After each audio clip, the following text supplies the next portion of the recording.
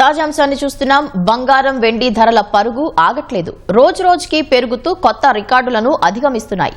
ఇప్పటికే 1,50,000 దాటిన మేలిమి బంగారం 10 గ్రాముల ధర బుధవారం మరింత పెరిగింది. హైదరాబాద్ లో 24 క్యారెట్ల 10 గ్రాముల బంగారం ధర 1,61,100 రూపాయలు పలికింది. 22 క్యారెట్ల 10 గ్రాముల బంగారం ధర 1,41,900 రూపాయలు పలుకుతోంది. బంగారం ధరలు పగ్గాలు లేకుండా పెరగడంతో పసిడి ప్రియులు బెంబేలెత్తిపోతున్నారు. మరోవైపు వెండి ధర కూడా తగ్గనంటోంది. హైదరాబాద్ లో కిలో వెండి ధర 3,30,000 పలుకుతోంది. అంతర్జాతీయ మార్కెట్లో ఈ లోహాల ధరలు జోరుగా పెరుగుతున్నాయి. గ్రీన్లాండ్ స్వాధీనానికి, గాజా శాంతి మండలిలో సభ్యత్వానికి సహకరించడం లేదంటూ ఐరోపా దేశాలపై, ఫ్రాన్స్పై అమెరికా అధ్యక్షుడు ట్రంప్ భారీ సుంకాలను ప్రకటించారు. దీంతో అంతర్జాతీయంగా వాణిజ్య యుద్ధ భయాలు పెరిగాయి.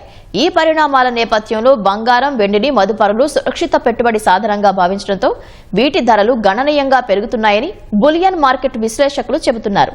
మరోవైపు కొత్త ఇంధన రంగాలు, విద్యుత్ వాహనాల తయారీ రంగాల నుంచి వెండికి గిరాకీ అంతకంతకు పెరుగుతుండటంతో దానికి విపరీతంగా డిమాండ్ ఏర్పడింది.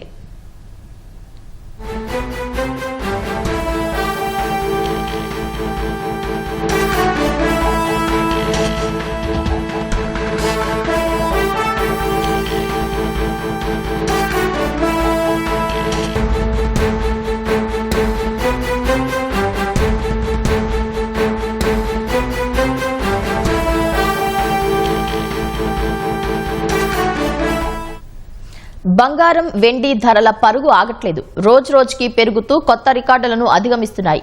ఇప్పటికే 1,50,000 దాటిన మేలిమి బంగారం 10 గ్రాముల ధర బుధవారం మరింత పెరిగింది. హైదరాబాద్ లో 24 క్యారెట్ల 10 గ్రాముల బంగారం ధర 1,61,100 రూపాయలు పలికింది. 22 క్యారెట్ల 10 గ్రాముల బంగారం ధర 1,41,900 రూపాయలు పలుకుతోంది. బంగారం ధరలు పగ్గాలు లేకుండా పెరగడంతో పసిడి ప్రియులు బెంబేలెత్తిపోతున్నారు. మరోవైపు వెండి ధర కూడా తగ్గనంటోంది. హైదరాబాద్ లో కిలో వెండి ధర 3,30,000 పలుకుతోంది. అంతర్జాతీయ మార్కెట్లో ఈ లోహాల ధరలు జోరుగా పెరుగుతున్నాయి. గ్రీన్లాండ్ స్వాధీనానికి, గాజా శాంతి మండలిలో సభ్యత్వానికి సహకరించడం లేదంటూ ఐరోపా దేశాలపై, ఫ్రాన్స్పై అమెరికా అధ్యక్షుడు ట్రంప్ భారీ సుంకాలను ప్రకటించారు. దీంతో అంతర్జాతీయంగా వాణిజ్య యుద్ధ భయాలు పెరిగాయి. ఈ పరిణామాల నేపథ్యంలో బంగారం, వెండిని మదుపరులు సురక్షిత పెట్టుబడి సాధనంగా భావించడంతో వీటి ధరలు గణనీయంగా పెరుగుతున్నాయని బులియన్ మార్కెట్ విశ్లేషకులు చెబుతున్నారు. మరోవైపు కొత్త ఇంధన రంగాలు, విద్యుత్ వాహనాల తయారీ రంగాల నుంచి వెండికి గిరాకీ అంతకంతకు పెరుగుతుండటంతో దానికి విపరీతంగా డిమాండ్ ఏర్పడింది.